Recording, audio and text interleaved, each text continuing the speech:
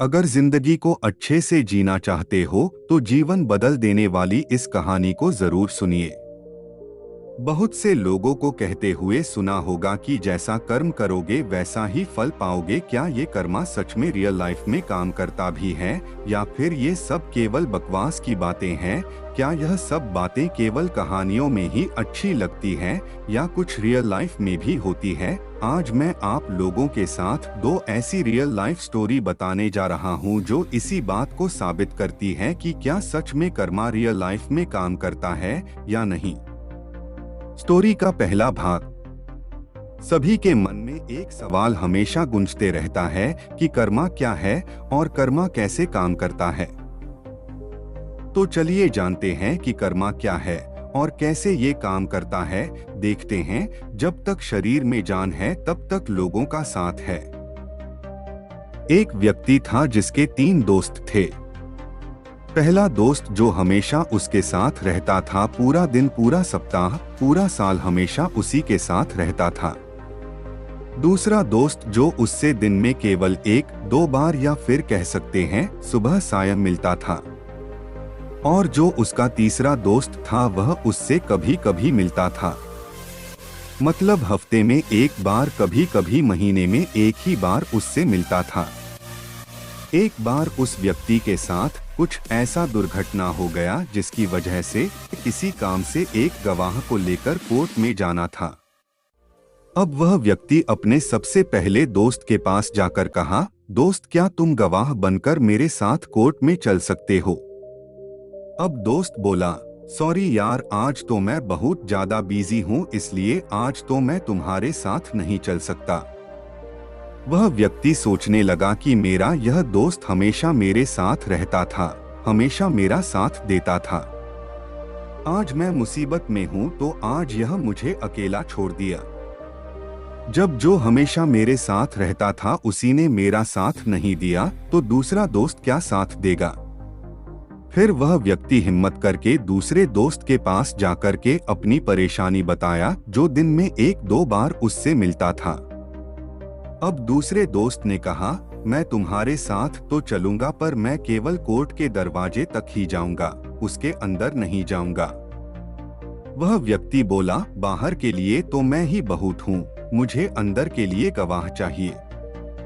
फिर वह हार मानकर बहुत कम उम्मीद के साथ अपने तीसरे दोस्त के पास जाकर जो महीने कभी कभी उससे मिलता था अपनी समस्या बताया और वह दोस्त भी झिझक बिना किसी शर्त के उसके साथ कोर्ट में गवाह बनकर जाने को तैयार हो गया। अब आप सोच रहे होंगे कि वह आदमी कौन है और उसके वह 3 दोस्त कौन है। अब देखिए, जैसे अभी एक व्यक्ति और उसके 3 दोस्तों की कहानी सुनी वैसे ही इस संसार में हर एक व्यक्ति के 3 मित्र होते हैं। पहला दोस्त है हमारा शरीर जो हमेशा हमारे साथ रहता है, जो कभी भी हमसे अलग नहीं होता है, एक पल के लिए हमसे अलग नहीं होता है। दूसरा दोस्त हमारे शरीर के संबंधी जैसे परिवार, रिश्तेदार आदि जो, और तीसरा दोस्त हमारा कर्म जो सदैव ही हमारे साथ जाते हैं। अब जरा सोचो, जब आत्मा शरीर को छोड़कर धर्मराज के कोर्ट में जाती है तो उस समय जो इंसान का पहला दोस्त होता है, यानी कि शरीर, जो एकदम ही आगे चलकर भी साथ नहीं देता है जैसा कि उस व्यक्ति के साथ उसका पहला दोस्त किया था। अब दूसरा दोस्त यानी कि संबंधी जो शमशान घाट तक यानी कि अदालत के दरवाजे तक तो राम नाम सत्य कहते हुए जाते हैं पर फिर वहीं से वापस आ जाते हैं।